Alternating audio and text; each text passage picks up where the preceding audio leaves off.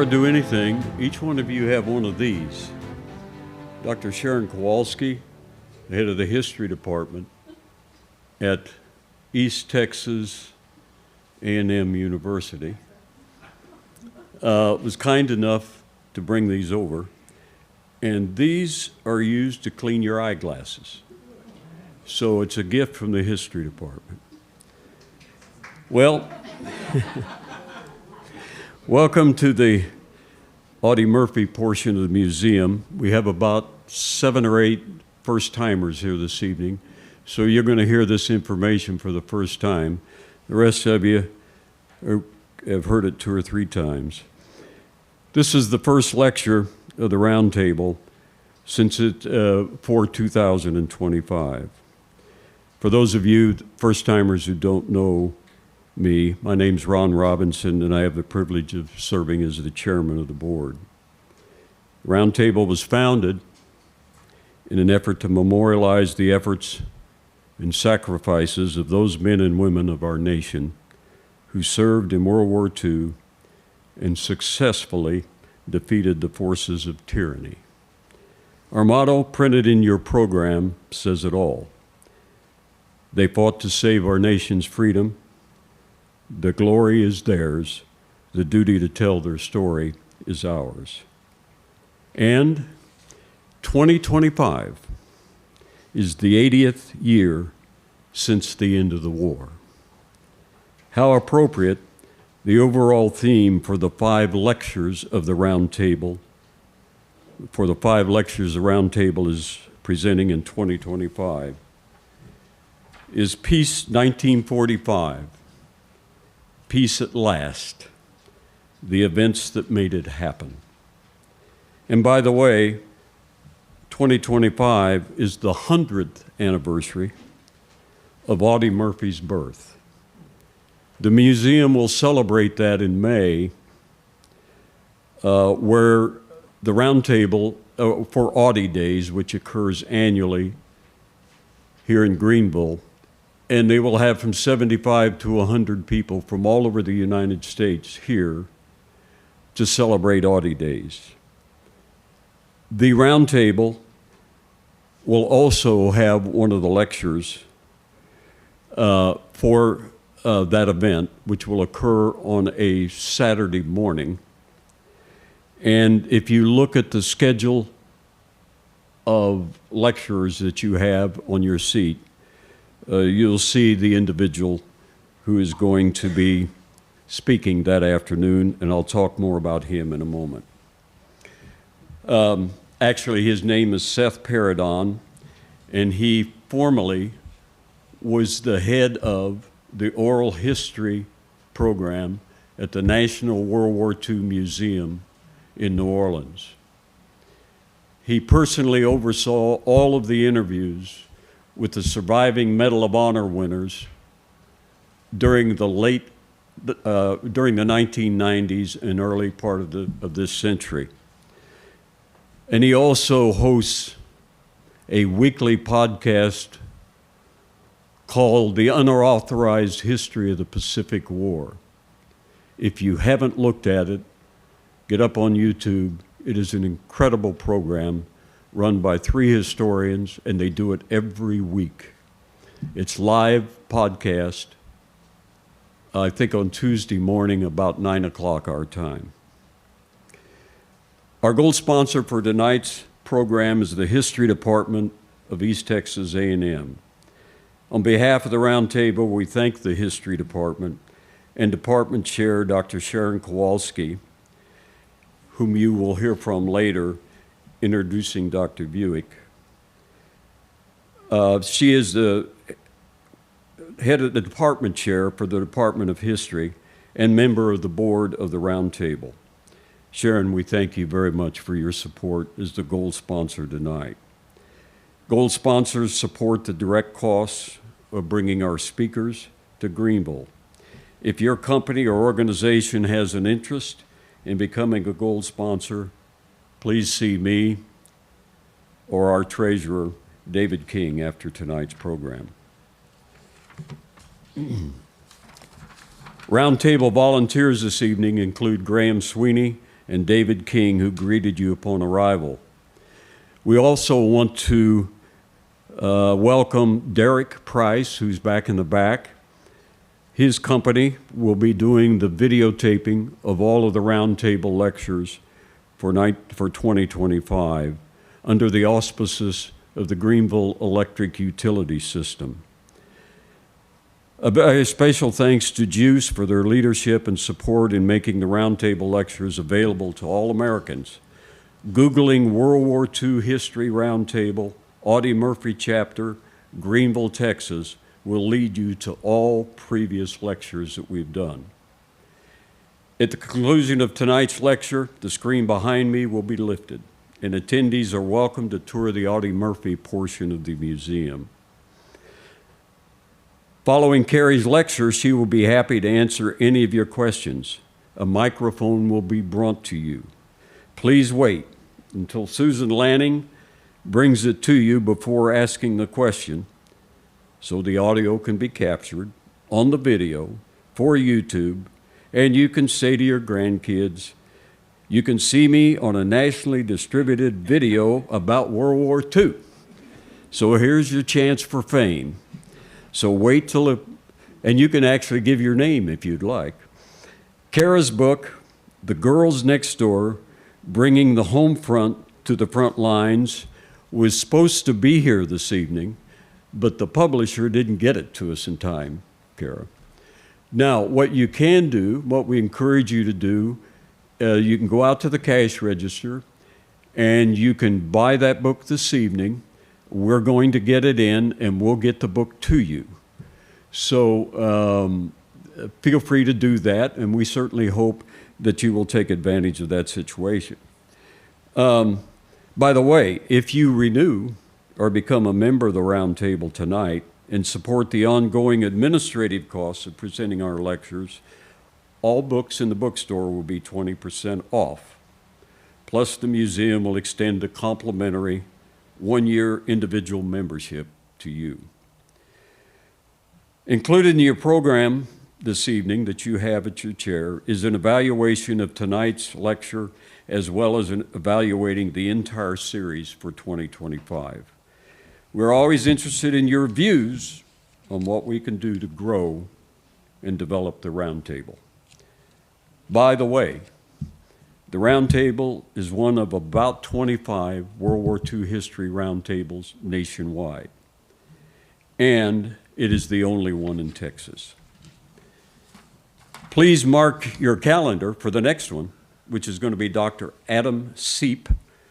He will present the second lecture of the series entitled GIs, Germans, and the Ends of War, 1944-1946. Dr. Seep is the professor of history at Texas A&M College Station, where his major teaching field is European military history. Now, to get to the crux of why we're here this evening, would you please welcome Dr. Sharon Kowalski, who will introduce Dr. Vuic. Dr. Kowalski received her master's degree in history from the University of North Carolina. Is that the Tar Heels? Yes. That's the Tar Heels, okay. And her doctorate at the same university. Her historical focus is Russian history. She has been at East Texas A&M since 2006, and she has been invaluable in helping this roundtable move forward by making suggestions, by letting us meet in commerce and talk about what we're trying to do for now and the future. She's just been a great asset to this roundtable, as has been the university. So without further ado, Dr. Kowalski, would you come and introduce Dr. Vuic?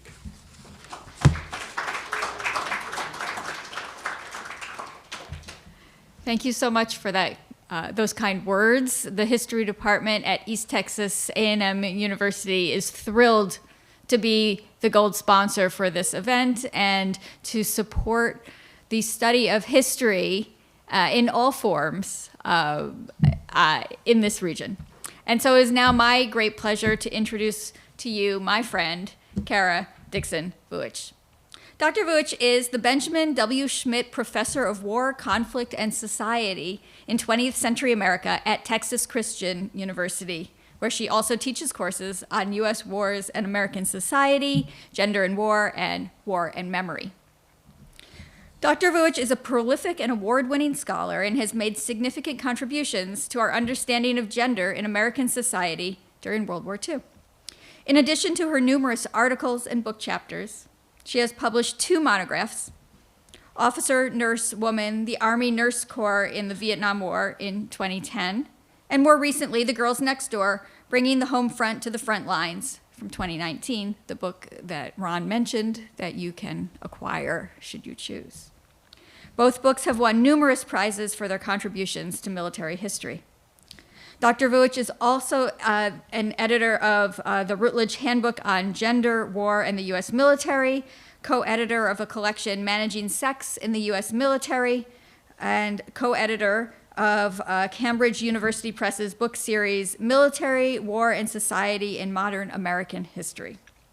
She is actively engaged in shaping U.S. military history. She is an appointee to the Department of the Army Historical Advisory Subcommittee, served as a trustee for the Society for Military History from 2019 to 2023, and currently serves on the advisory board to Eastern National for the Vietnam Women's Memorial. She is currently working on a new book project titled Drafting Women, and it is my pleasure to bring her to the podium to speak to you tonight. Thank you.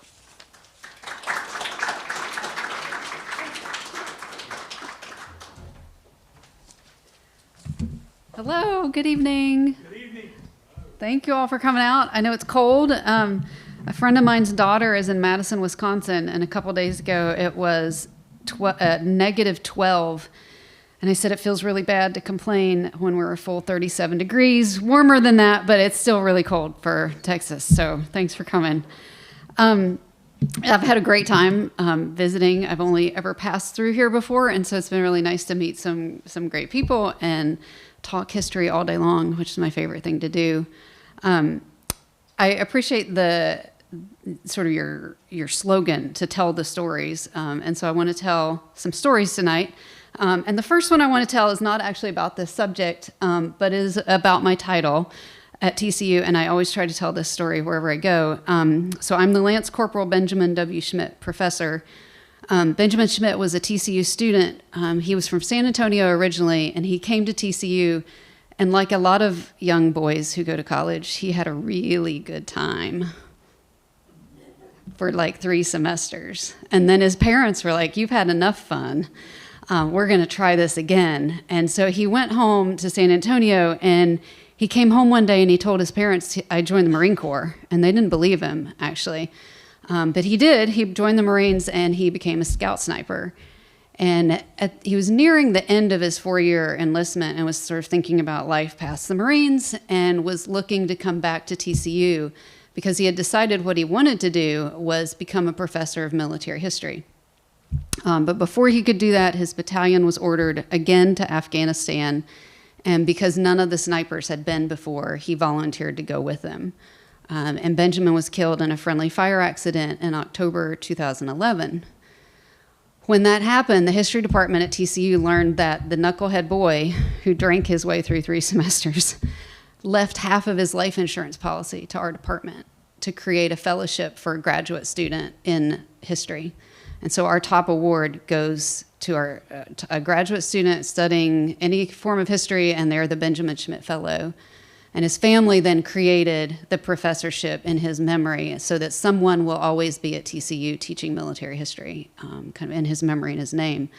So it's an amazing story, and it's really humbling that I get to do what he wanted to do. And so I want to just always tell his story when I go somewhere.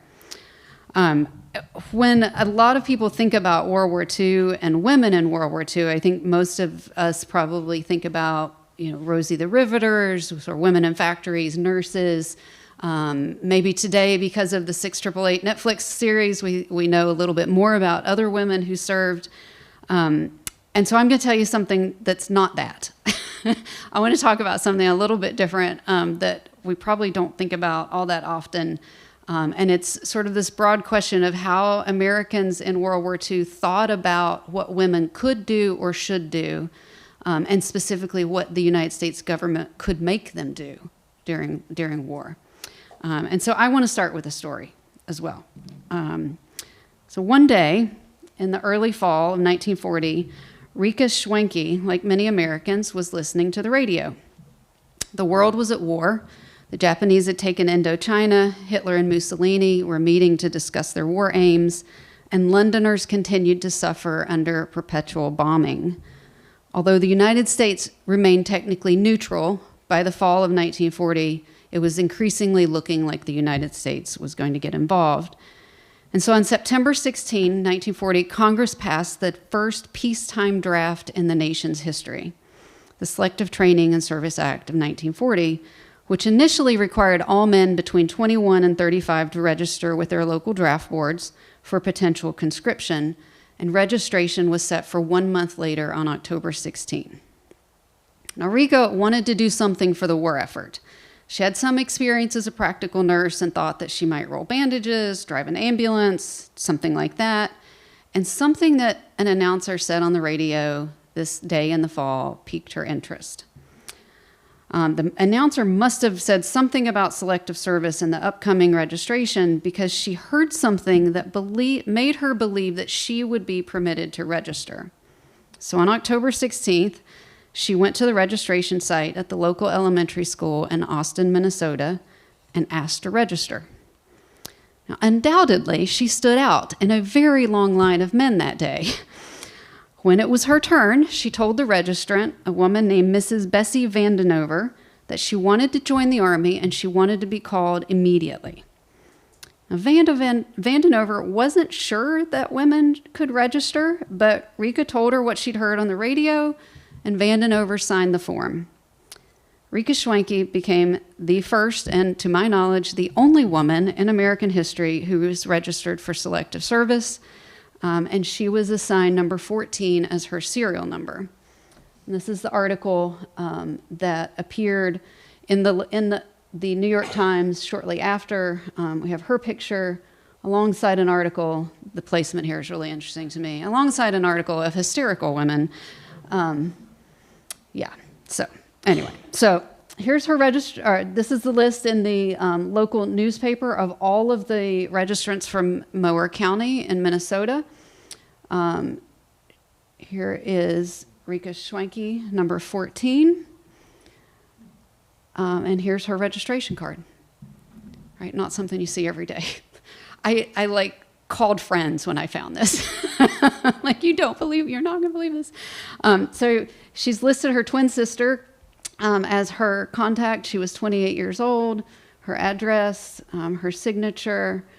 Here's the back with her height and her weight, which I'm sure she was absolutely thrilled that they wrote down. And Bessie Vandenover, who signed the registration form. Now, by the time the local paper had heard of her registration, Rika had learned that women were, in fact, not permitted to register for selective service and that she had only done so because of a misunderstanding. The chairman of her local draft board followed standard procedure for odd cases like this, informed the governor of the state of the unusual situation, but in the meantime, her registration remained on the books. Now, by the end of October, 16 million men and 1 woman had registered for selective service.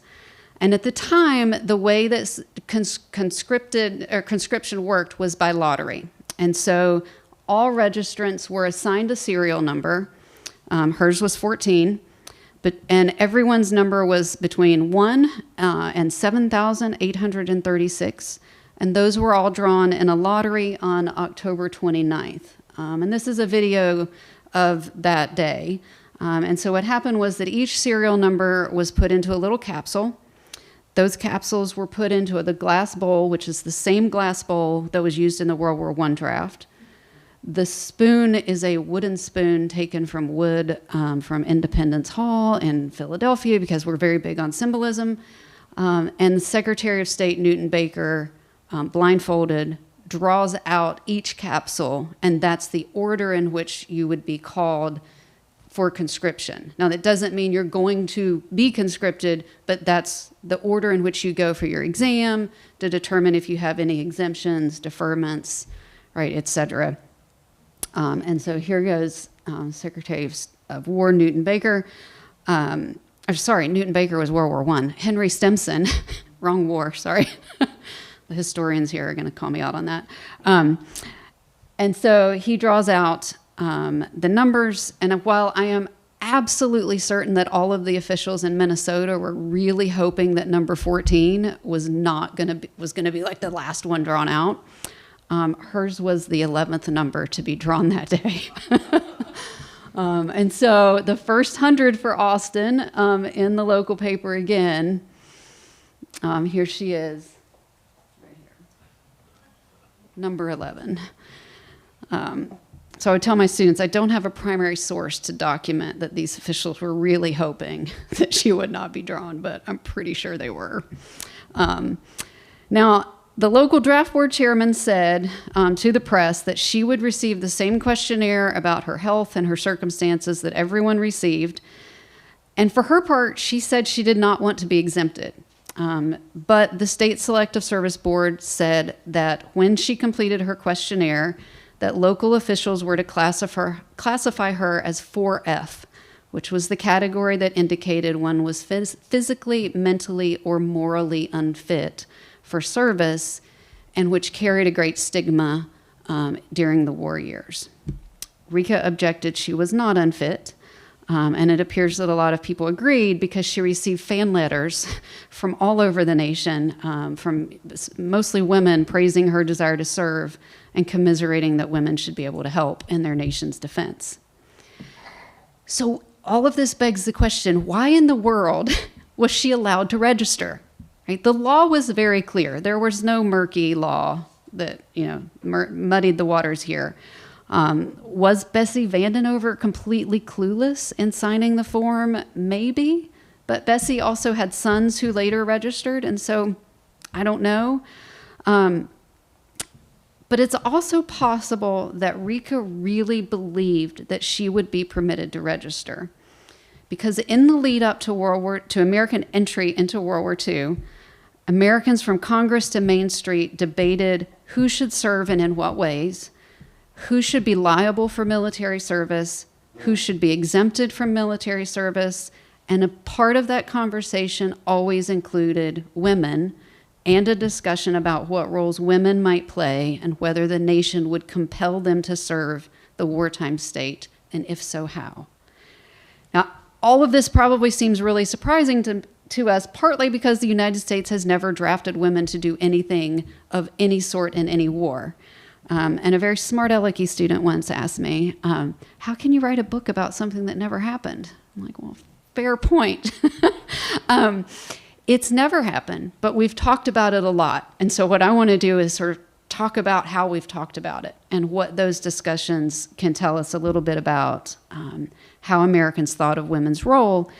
And it's particularly interesting to me that Americans very clearly talked about conscripting women to do certain things during World War II, given the very vitriolic response to the creation of women's military units, which is something I think we've also sort of forgotten, is how very much opposed most Americans were to women serving in the military in any form, unless they were nurses.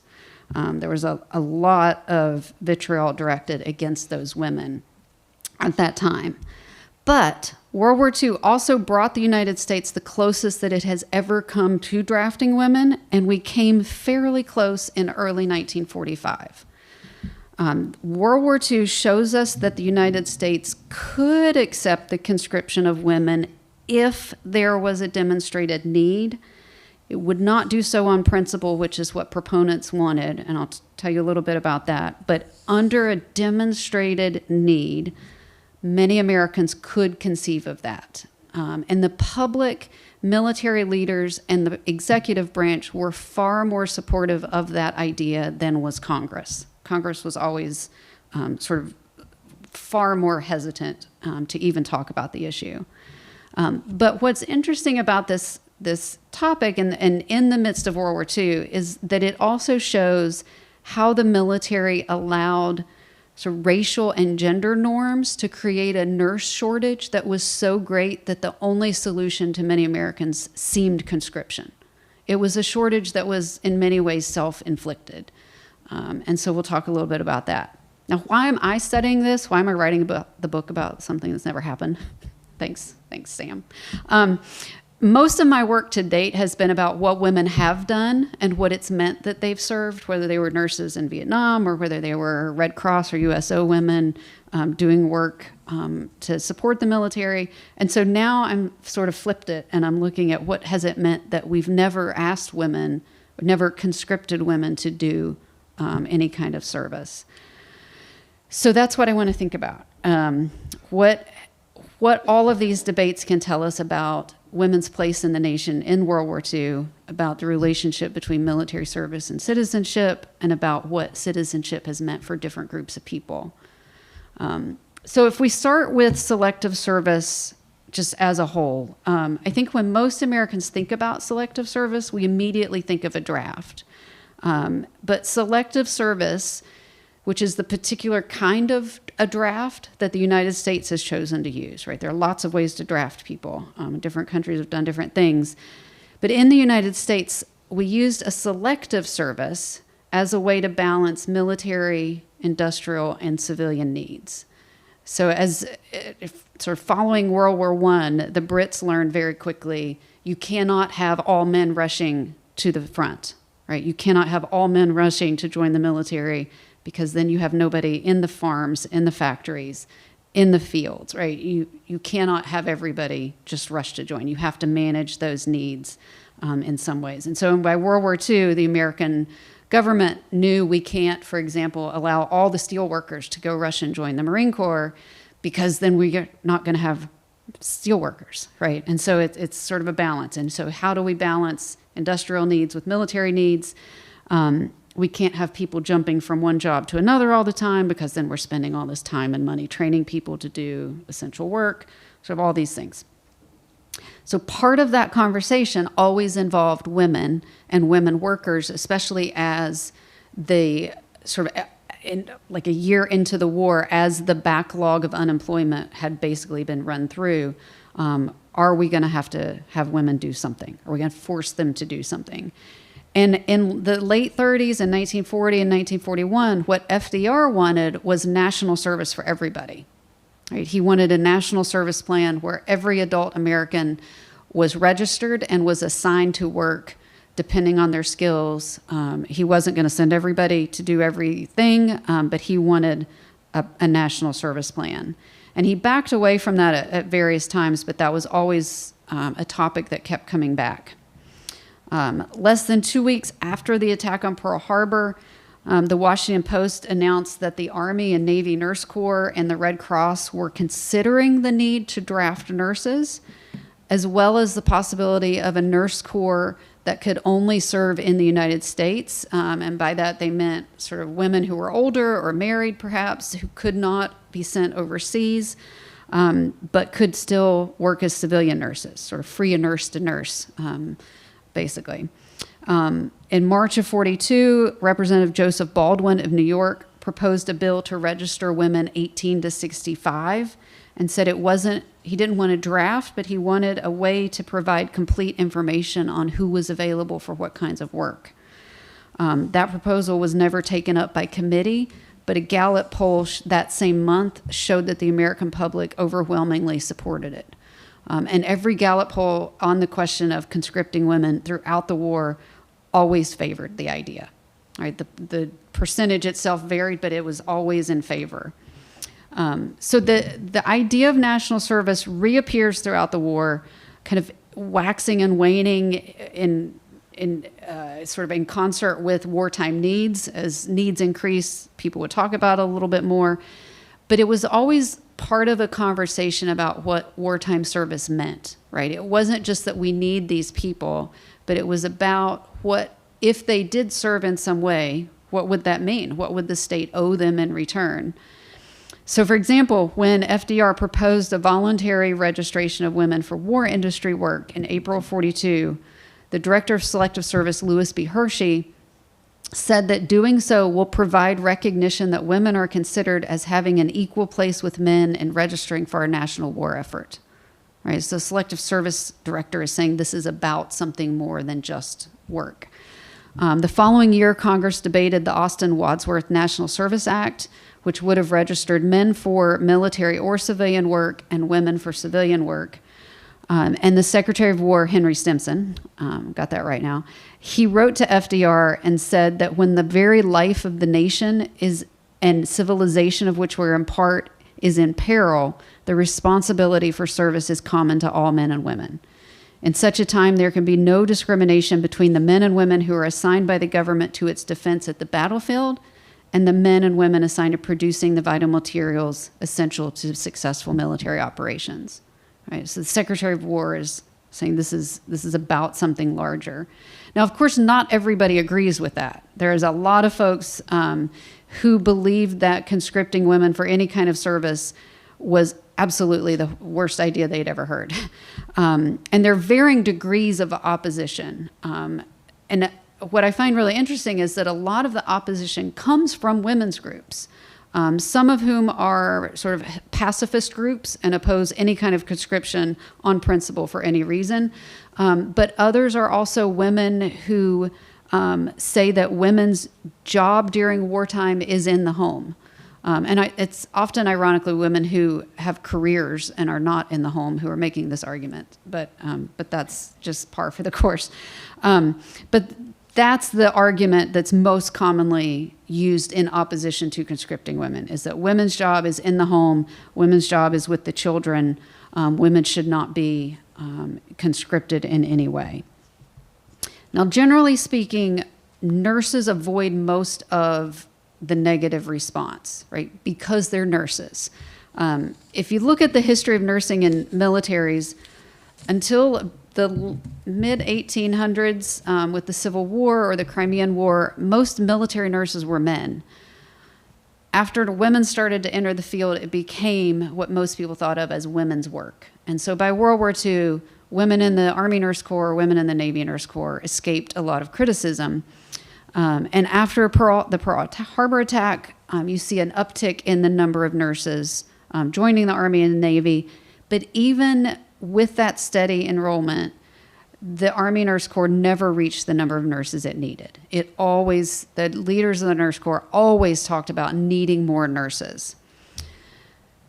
They were able to sort of get by until the Allied invasion of France in the summer of 1944 kind of sparked hopes among Americans that the war was about to be over, that things were on the up and up, the war was going to end soon, and so you started to see a decline in all kinds of volunteering, people leaving factories on the home front, but also a decline in nurse enrollments. What happens in the winter of 1944? There's an exhibit over here about the Battle of the Bulge. Huge numbers of casualties, medical needs go up, the Nurse Corps is again short, but now massively short of nurses. And so in December 1944, a Washington Post article by Walter Lippmann, who was a famous columnist, American Women and Our Wounded Men, right down here in the bottom, beside an article on draft calls being increased. Lippmann's article shocked the public by noting that the Army was short 8,500 nurses. He said, in military hospitals at home and abroad, our men are not receiving the nursing care they must have. And with that, casualties increasing in number and in seriousness, this will mean for many of the men brought in from the battlefields that their recovery is delayed or even jeopardized.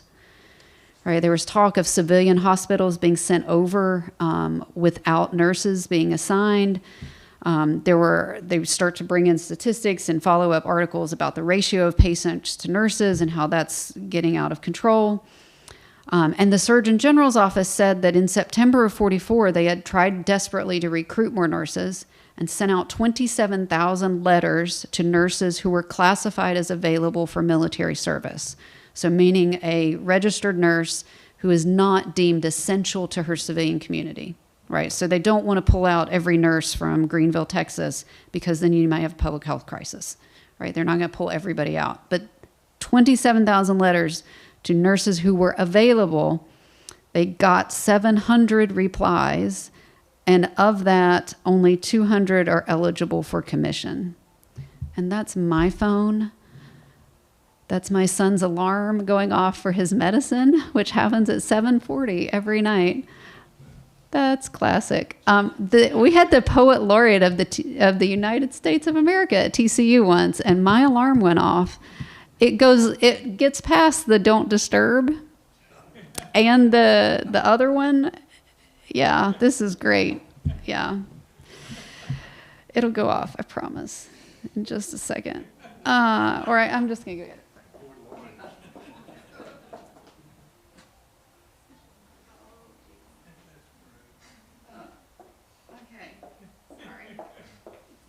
Sorry.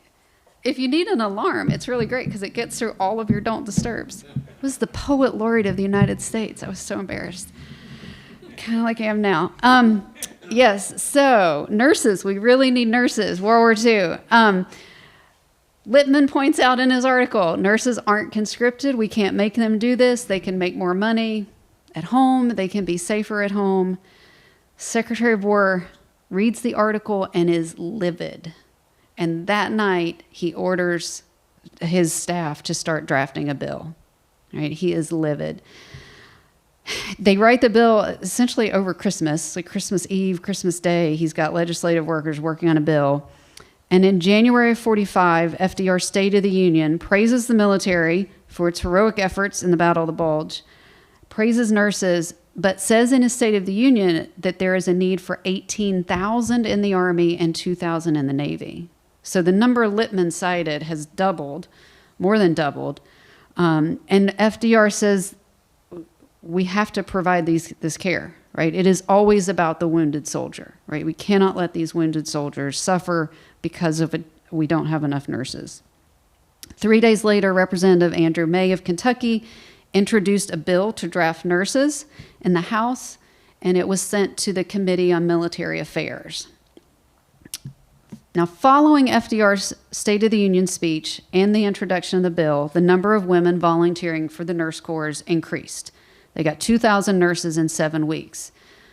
But even with that, it was not nearly enough, and it was going to take 9 months at that rate to meet the number that had been cited. The Surgeon General believed also that a number of those nurses had only volunteered because of the threat of the draft. He said that they had been flushed out, which I find a really interesting way of phrasing that. So they'd been flushed out, and a lot of them were saying that if a draft didn't pass, that they weren't going to volunteer, because they assumed that if the need was so great that the nation would, in fact, draft. So the debates in Congress become really interesting because there are a lot of issues that Congress is concerned about, right? The draft shines a light on the exclusionary practices of the nurse corps that were contributing to the shortage. It didn't explain the entire shortage, but it was a big part of it. And so when the bill goes to the House committee, the committee starts to talk about these things. And it provides an opportunity for a lot of groups to say, you're creating your own problem, right? And one of the biggest discussions becomes, if we need nurses so badly, are we going to maintain segregation, right? And so everybody knows the U.S. military was segregated during the war. And though the Army denied that it discriminated against black nurses, it absolutely did. And part of the issue is that they kept trying to say they didn't discriminate. Everything we do is because of a broader social context. It's not our fault. But throughout the war, the Army Nurse Corps limited black nurses to very small numbers that they called quotas, which was essentially the max number of black nurses they would accept. Only allowed them to work with black soldiers in certain situations or with prisoners of war. By late 40, the maximum number of black nurses the Army would accept was 56. After Pearl Harbor, they said we should increase that by 50. And by early 1944, there were less than 250 black nurses in the entire Army Nurse Corps. By the end of the war, there were only 500 black women who had served. There were 59,000 nurses who served in the Army, so that's less than 1%. The Navy excluded them entirely, like wouldn't even entertain the discussion until the House hearings. And basically Congress said, if you need nurses, you're going to have to take nurses. And we don't really care who they are.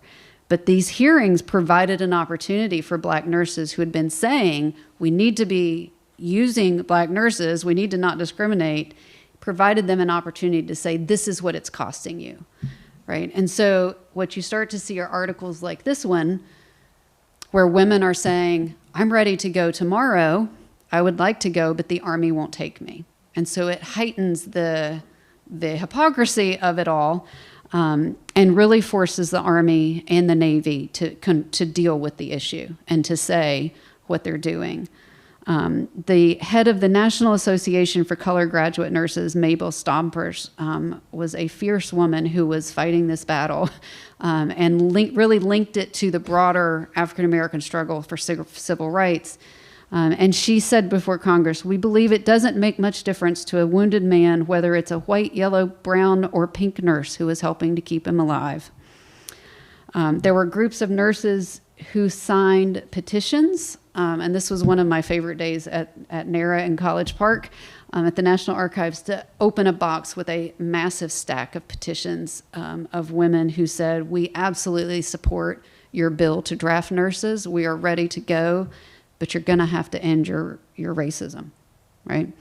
And so it provides an opportunity to make this case to the American public in very clear ways, right? And make the cost of segregation very, very apparent.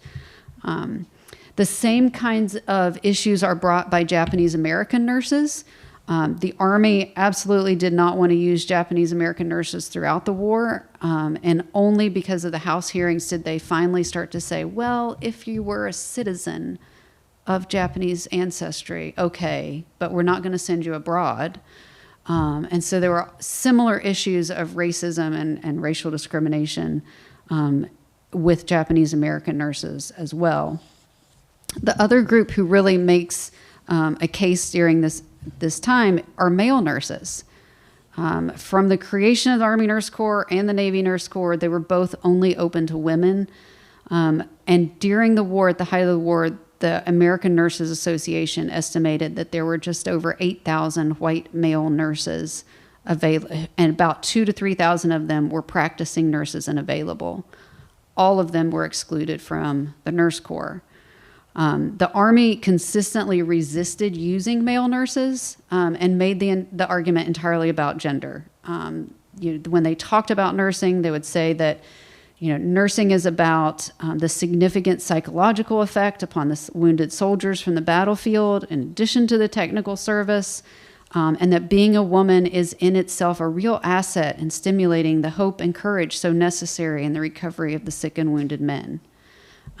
Male nurses, not surprisingly, disagreed with that characterization of nursing work as essentially women's work, and had been fighting to join the Nurse Corps from the beginning of the war, right? There are a lot of men who went to the same schools and did the same state board exams as female nurses who would rather have served as a nurse and used their skills than file papers or do whatever.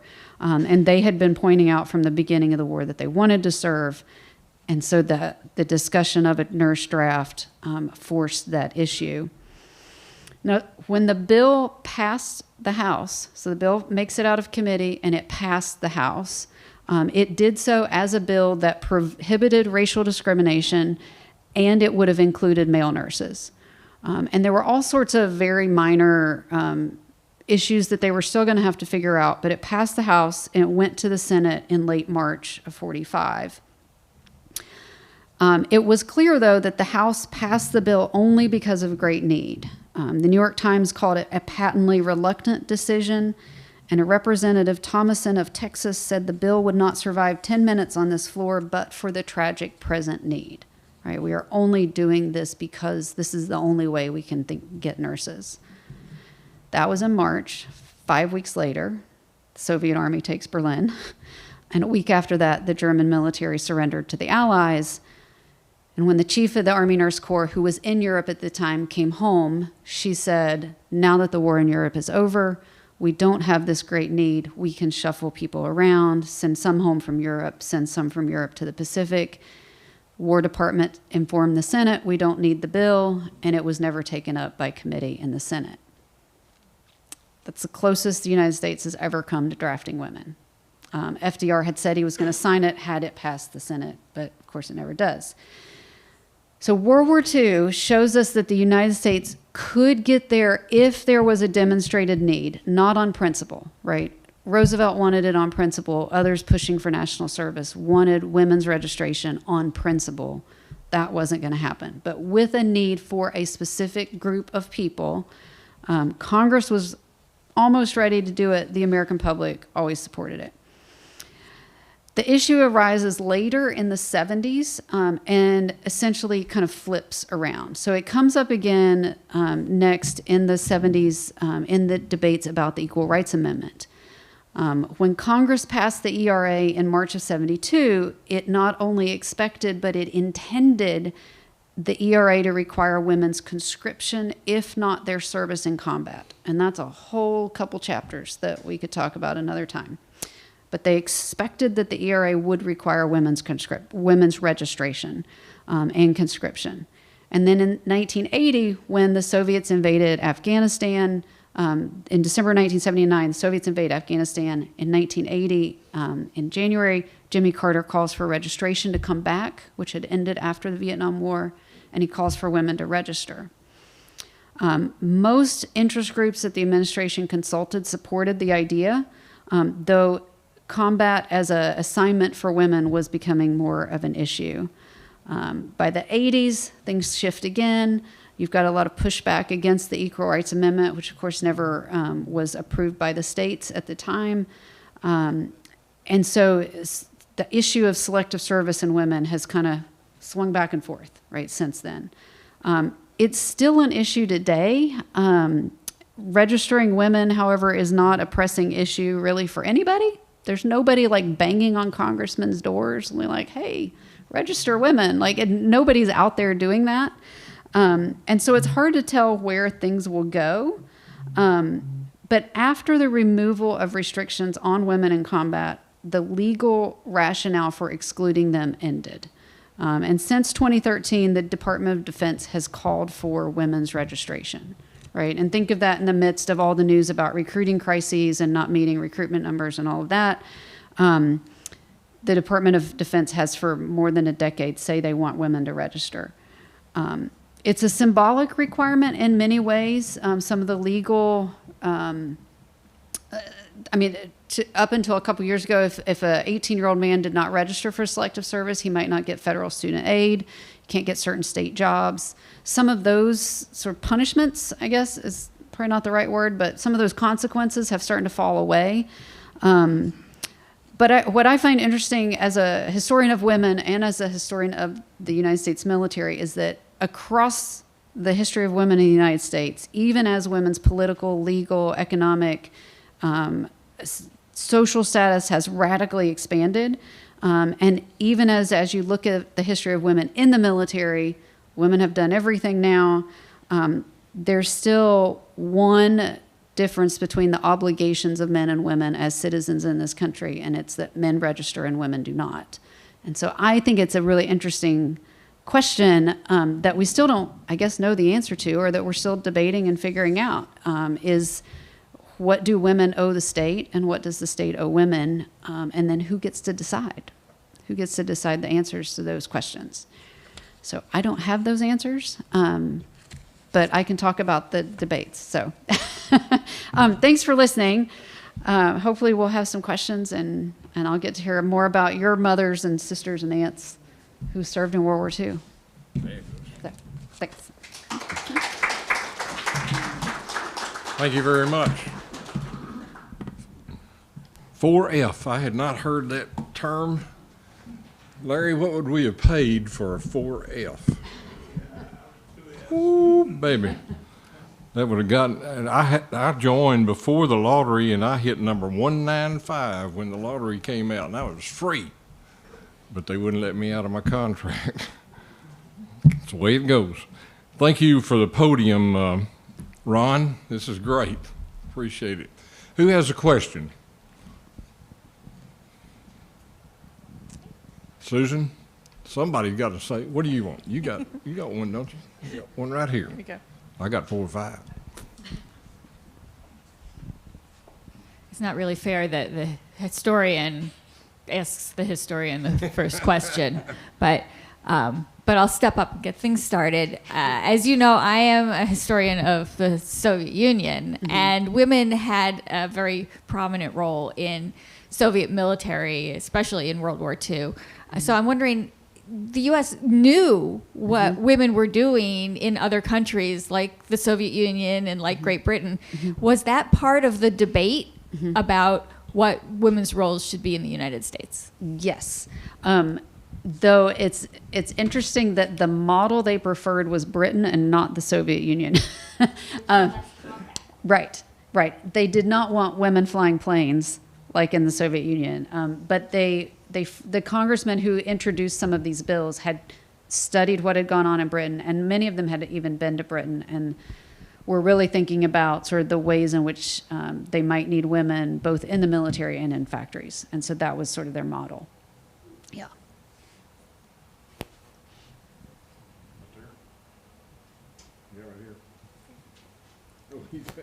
He's going to start calling on you if you don't come up with questions. Touching your mirror and everybody waves at you. What role did Eleanor Roosevelt have in this? Anything? That's a good question. Yeah. Women's groups all ran to Eleanor Roosevelt if they wanted support. And she said, she sort of agreed with her husband in that she thought women should be registered, but she was always very careful to say, I don't think we should be registering women for military service. I think we should be registering them for civilian service, right? So don't stick them in airplanes like they're doing in the Soviet Union. But that was her opinion. Yeah, she wanted registration for women. Yeah.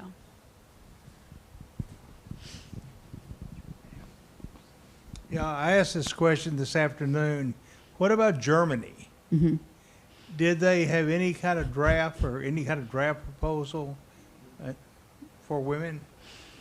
So no, I'm gonna rely on Sharon for this one because she knows way more about this. But basically, the German state wanted women in homes, right? What is Kinder something? It. What she said, yes. But they wanted women in homes having babies in Germany until things got so desperate at the end that they were willing to have women do other work. But their model was women have babies. Yeah. If the war had dragged on, do they think it would have passed the Senate? Probably so. The Senate was less, the Senate had more FDR opposition than the House did. They had a couple of senators who were just, anything FDR proposed was the worst thing in the world. But had the war gone on and the need for nurses continued to that degree, I think the Senate would have passed it. Yeah, not been happy about it, but yeah, I think they would have. Yeah.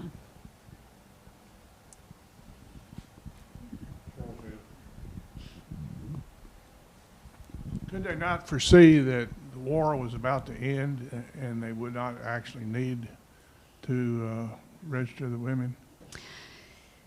There was a lot of hope that the war would end. I think from the Army's perspective and the Army Surgeon General, they didn't know that at the time. And they get into these big debates about sort of the status of casualties, and even if the war was going to end, they expected that the war's end would lead to more folks being needed to be sent back to the United States. The nursing need was going to increase in one place but not another. They get into some real weeds on those numbers, but essentially they thought that they were still going to need it even if the war did end. Today, what percentage of the eligible male people in the United States are registered with the Selective Service? So all men at 18 have to register, whether they're eligible or not, right? So they all have to register, whether ultimately the military would want them or not. Well, what percentage has actually registered is what I'm, How many have done that? I think the percentage of those who don't are fairly low, in part because in most state or in a lot of states, when you get your driver's license or you register to vote, it's sort of rolled into that process. Some states have tried to separate them as a way to provide some men an opportunity not to register if they don't want to. But I don't know that number. That's a good question, but it's still fairly low of those who don't. Yeah. I was a bit surprised that the Senate relented in April and May of 45 with saying the pressure for nursing was relieved, because there were 50,000 casualties on Okinawa, which started on the 1st of April of 45. My father-in-law was practicing amphibious assaults in August of 45 with the intention of landing on the Japanese mainland. And they were projecting 1.5 million casualties. So I wonder if some other factor other than this supposed lack of need propelled the Senate to dig in their heels. Yeah, I mean, ultimately it's the Secretary of War who ends it when the Chief of the Army Nurse Corps says end it. And there's a lot of, we get sort of talking about weeds, there's a lot of sort of backstory and personality conflict between the Secretary of War and the Surgeon General, and yeah, it's amazing the way some of this stuff like plays out in politics on a national scale. But once the Chief of the Army Nurse Corps said we don't need it, the Secretary of War said we don't need it, it was done. Yeah, it's kind of, the people end up making a huge difference. One person can have a huge impact. Yeah. So somebody in Washington, D.C. was pretty relieved when the bomb was dropped and they didn't have to worry about a million people being hurt. Yeah, probably.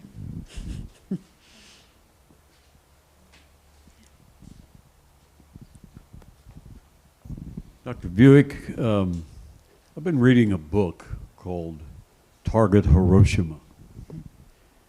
It's about Deke Parsons, really, who was the number 2 for Oppenheimer and helped design the actual bomb. And in that book, it says that as the B-29s were being developed, they had enormous problems with them. They were training flight crews at the same time. They were trying to get the bugs out of the B-29. And several of those flight crews, several of them that were going to be captains, almost refused to fly until they got something fixed. Now the story, that's a background for the question. Did Paul Tibbets or Curtis LeMay with the B-29s, is it really true that one of them said, we're going to go find some of the women pilots, we're going to bring them out here, and they're going to fly the B-29s, and if you men don't want to fly after following these women, we'll do something else with you. Now, is that a true story? Yes. It is? Yes. Oh my gosh, tell Yeah. us about it. So they brought in some women who were in the WASPs, right? The sort of Women's Armed Services pilots, and the story is that they put a female pilot, and she lands the plane, and the men watch the plane land, and then she gets out, and basically it's to shame them, which is probably not what the women flying the plane would have appreciated. Like, we can fly the plane. Like, you don't need to shame somebody because I can fly. Like, it's not shameful that you can't, you know what I mean? Like, they probably had a very different opinion about that. But yeah, they did do that, yeah. Well, who did? Was it Tibbets or was it? Oh, I couldn't tell you that. I know the story's true. Probably was LeMay, but anyway. Okay. Yeah, they did do that.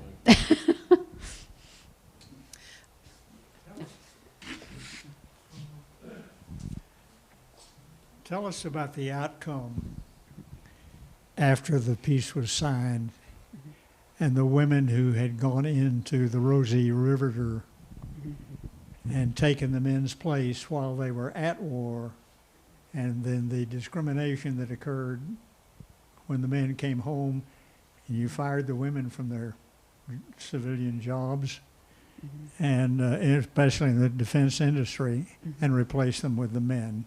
Yeah. many of whom had not had that job before the war. So they weren't just part-time used because of the absence of men. There were men who wanted those jobs. Yeah. But anyway, I haven't studied the history of that, but you may have.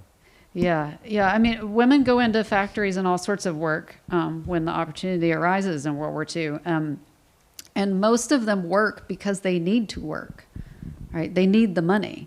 And so when the war comes, some of them may want to go home, but a lot of them can't. And a lot of them, and in most polling, most of the women want to stay and have these jobs because these, especially in industry, they're good paying jobs. A lot of them are union jobs. These are not the kinds of jobs that women often got. But the GI Bill, the Selective Training Service Act, guaranteed men their jobs when they came home. And so what happened at the end of the war is that a lot of these women are shoved out of those higher paying, more secure, better jobs so that returning soldiers can get those jobs. But what we find is that very soon after the war, I think it's within 2 or 3 years, there are more women working than ever worked during the war, right? So sort of the myth is that all the women are pushed out and they all go back home and they all stay home. And that's not really true. There are more women working very quickly after the war, but they're working in what became known as pink sector jobs, right? They're doing less paid, less secure, those kinds of jobs. So there are more women working, but they're getting paid less money. And they're still working because they need to, right? Just very soon after the war, you've got development of suburbs and all sorts of things, and the two-income home becomes the standard. So, yeah. So they're forced out, but into lower-paying jobs. Yeah. My mother was one of them. Yeah. Mm. And I also wanted to say, we did order your book, but it didn't make it in time for tonight. So it's the one. The Girls Next Door. Yeah. Yeah. And so if anybody's interested in purchasing it, it's $29.95, and we can call you next week when they're in, and you can either pick it up or we can ship it to you if you live further away. So I wanted to make sure I pointed that out. We were trying to get it here in time, but this is one that they had to. I guess they bind them as you order, and so even though I ordered a month ago, they still were not. We're not here yet. We should have drafted them. Yes. But I wanted to make sure to point that out. John, my mother came home and worked for my dad, free of charge. Couldn't have done it without her, too. You want to say one quick thing about 6888? Oh, yes. So if you haven't seen 6888 on Netflix, you should watch it. I'm not paid to endorse it, but the more movies we have about women, the better. This is a big budget film. These were an amazing group of women. They get the story pretty good. We mentioned segregation. So all these women joining the Army, African-American women are segregated, and the Army did not want to send them abroad until all of a sudden we need them. And they sent a group of women abroad, and they did some amazing things. So they were the Central Postal Battalion, which may not sound like a great wartime story, except when you have millions and millions and millions and millions of letters and information backlogged and nobody can break it. And so they send these women over and they organize the mail, and mail goes through, and all of a sudden families at home are receiving news of their loved ones, and the loved ones at war getting news from home. And they have to fight segregation and discrimination in the Army to do it, and they do it, and there's some amazing women. 3 of them, those women died in a Jeep accident, are buried at the Normandy Cemetery in Normandy, France. So if you're ever there, you can go visit them. But yeah, and I think they did. I just watched it last weekend, and they did, I believe, over 70 million pieces of mail in 3 months. And the men couldn't do it. Yeah. Amazing. Yeah. But the women were able. They gave them 6 months to do it. They did it in like 3 months. 60 days. Yeah. Or something like that. Yeah. 90 days. So that's cool. Any more? Ross? How do the donut dollies fit into the situation? Were you in Vietnam? Yes. So he asked about donut dollies, which is if anyone else is a Vietnam vet, they might know about donut dollies. This was a program that started in World War I. I know I don't have an hour to give you the whole history, but it's a program started in World War I and continues through actually very recent wars, in which the U.S. military would send civilian women from home abroad to entertain troops at war. And so if you think of like USO programs or Red Cross programs of World War II, that's probably your more famous example, but they're still going by the Vietnam War. And they would often work sort of recreation centers where you could come get coffee and Kool-Aid if it was too hot, or donuts, or go for a Halloween party. But they also choppered women in 2 at a time to landing zones and fire bases all over Vietnam, which sounded like a good idea at the time, maybe. But you've got, it's young girls graduated from colleges all over America who volunteered to go for a year and talk to lonely boys from home. And so it's a really interesting program. The way it evolves is kind of fascinating. But I did get to interview a lot of women who'd been to Vietnam and really admire them. So. Is that where you met your wife, Charles? There were some of those who did, actually. Not many, but yeah. Anything else? Oh, we got one more. With the bill that was going to be in the Senate, were there any benefits for the women once they were released from the military, like education? So, yeah, good question. If they were in the military, they were entitled to the GI Bill the same as men were. And so that's part of the motivation, especially once the GI Bill passed. Now, that you are entitled to the full benefits of the GI Bill does not mean you can actually use the GI Bill as a woman. A lot of women had trouble for all sorts of reasons, like you just talked about mothers coming home, and education was harder, but also women, the GI Bill gave you home loans, right? Guaranteed government home loans. Women can't buy homes in their own name for decades after. And so you're entitled to the benefits of it. It doesn't mean you're getting it exactly, but any woman in the military was entitled to the GI Bill. Yeah. Great question. Yeah. All right. Thank you so much. We really appreciate it.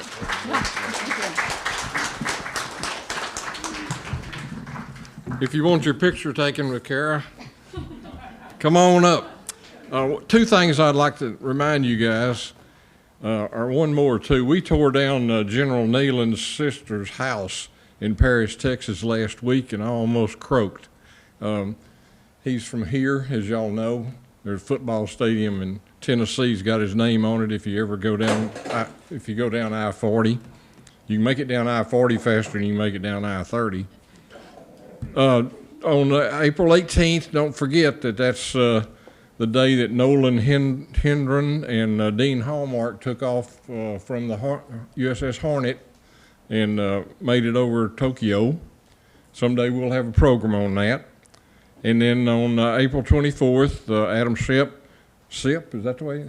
Sipe will give us a program on the GIs and Germans and their interaction right at the end of World War II.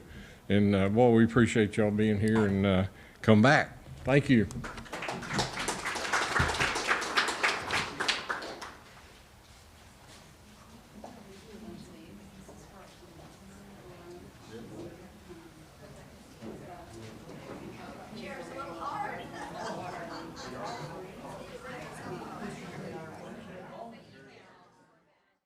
This video has been brought to you by Juice.